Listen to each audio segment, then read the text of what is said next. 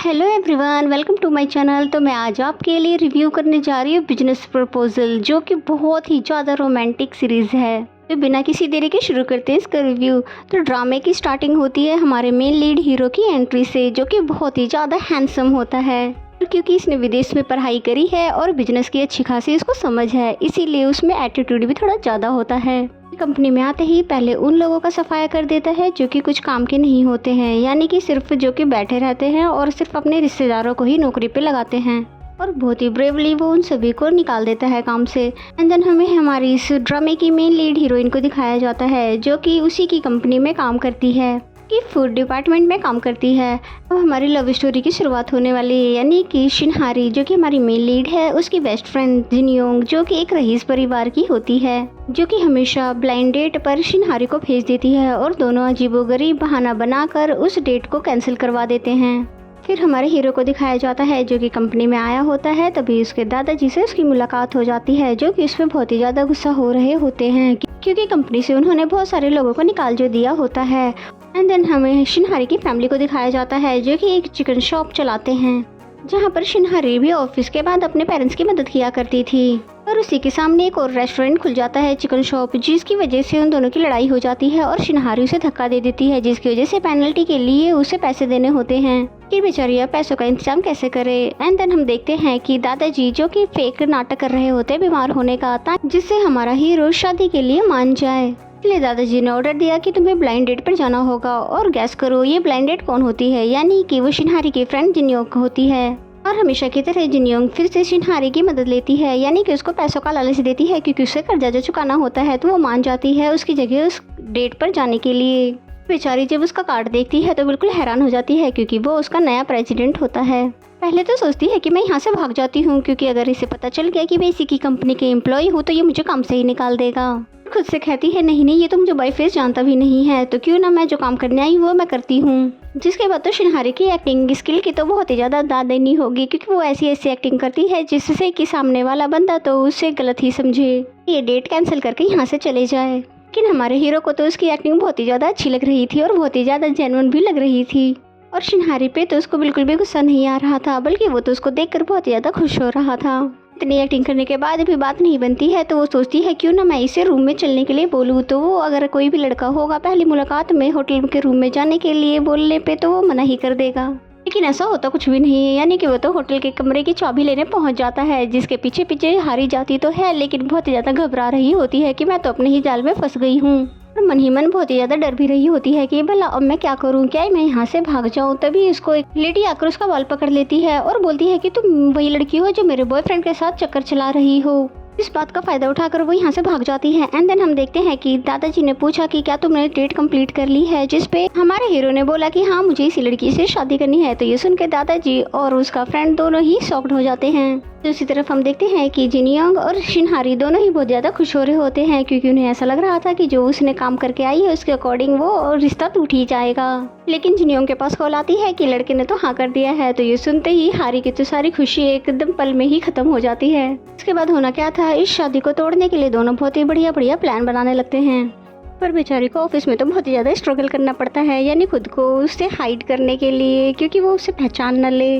और एक बार तो बहुत बुरी तरह से फंसने वाली होती है, यानी कि जैसे ही वो लिफ्ट में एंटर करती है तो सामने होता है ताइमून, यानी कि डर के तो बेचारी सारा टाइम अपना मुंह ही छुपाती रहती है। और ऊपर से उसका आई कार्ड भी गिर जाता है, जिसकी वजह से उसका नाम देख कर वो उसके बारे में सर्च करने लगता है। इस सीरीज में दूसरी लव स्टोरी होती है उसकी फ्रेंड की जिनयोंग की, यानी कि वो एक सुपरमार्केट में आई होती है, जहाँ पर एक बच्चे के साथ उसे खेलते हुए देख कर सुनियो का तो बहुत ही ज़्यादा उस पर क्रश आ जाता है।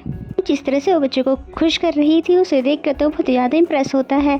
फिर जैसे वो बाहर आती है तो उसे याद आता है चाबी तो वो भूली आई है, और जैसे ही टर्न होती है जाने के लिए तो वो सुनियो से टकरा जाती है। और यहाँ पर उसको भी फर्स्ट साइट वाला लव हो जाता है, यानी दोनों को ही एक दूसरे से पहली नज़र में प्यार हो जाता है। फिर हम शिनहारी को देखते हैं जो कि शादी तोड़ने के लिए वापस से पहुंच जाती है, जहां पर ताइमून उससे पूछता भी है कि भला तुम्हें क्या प्रॉब्लम है मुझ में, जो कि बताती है कि तुम्हारे अंदर तो बहुत सारी कमियां हैं, तुम तो एक और चीट की तरह दिखते हो। जिसके बारे में सुनकर वो बोलता है कि भला इस तरह की बातें मुझसे आज तक किसी ने भी नहीं कहा था, तुम्हें कैसे लगता है कि मैं इस तरह का दिखता हूँ। इस पे सिन्हारी ने कहा कि दूसरी बात यह है कि मैं तुम्हारे बारे में कुछ भी नहीं जानती और मैं ऐसे लड़के से बिल्कुल शादी नहीं करना चाहती जिसके बारे में मैं कुछ भी नहीं जानती। जिस पे हमारे हीरो ने बोला कि ठीक है फिर हम 2-3 डेट करते हैं जिसके बाद तुम्हें खुद ही पता चल जाएगा कि मैं कैसा हूँ। लेकिन सिन्हारी को तो शादी तोड़नी है इसलिए वो साफ मना करके यहाँ से चली जाती है।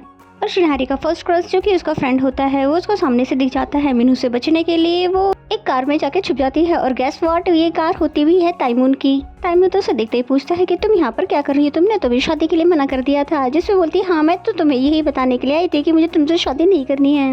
और फिर ऑफिस का सीन आता है जहाँ पर बाय मिस्टेक उसका स्लीपर उड़ के तैमून को लग जाता है। अब बेचारी सिन्हारी को तो उसको अपना फेस भी दिखाना नहीं है इसलिए बेचारी भागना शुरू कर देती है। और गाइस ये वाला सीन तो बहुत ही ज़्यादा कॉमेडी वाला होता है और इस सीन को देख के तो ऐसा लगता है जैसे हम टॉम एंड जेरी देख रहे हो दो, जैसे यहाँ पे कोई पकड़म पकड़ाई चल रहा हो।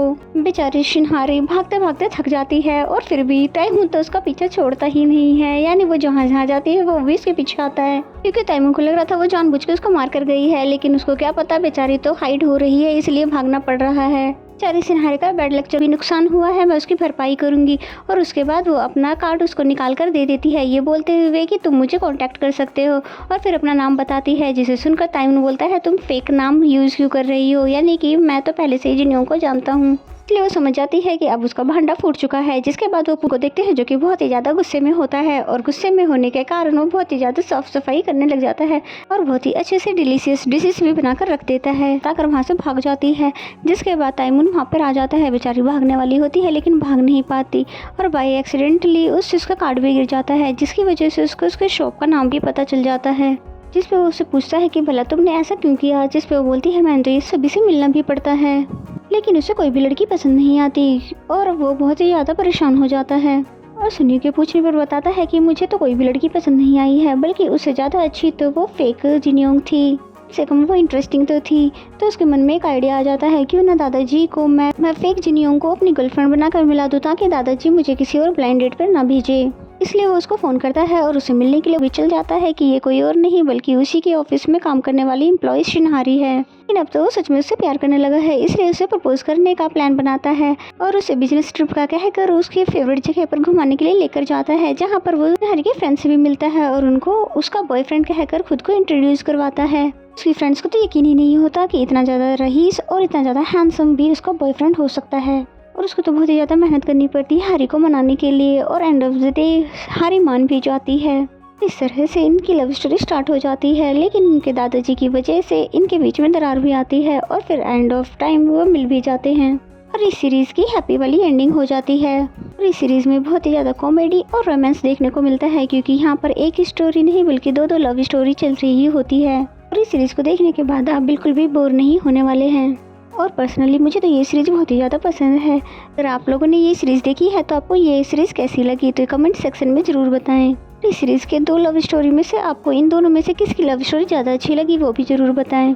तो मेरा रिव्यू अगर आपको पसंद आता है तो प्लीज़ वीडियो को लाइक करें। अगर चैनल को अभी तक सब्सक्राइब नहीं किया तो प्लीज़ सब्सक्राइब कर लें। तो मिलते हैं किसी और वीडियो के रिव्यूज़ के साथ।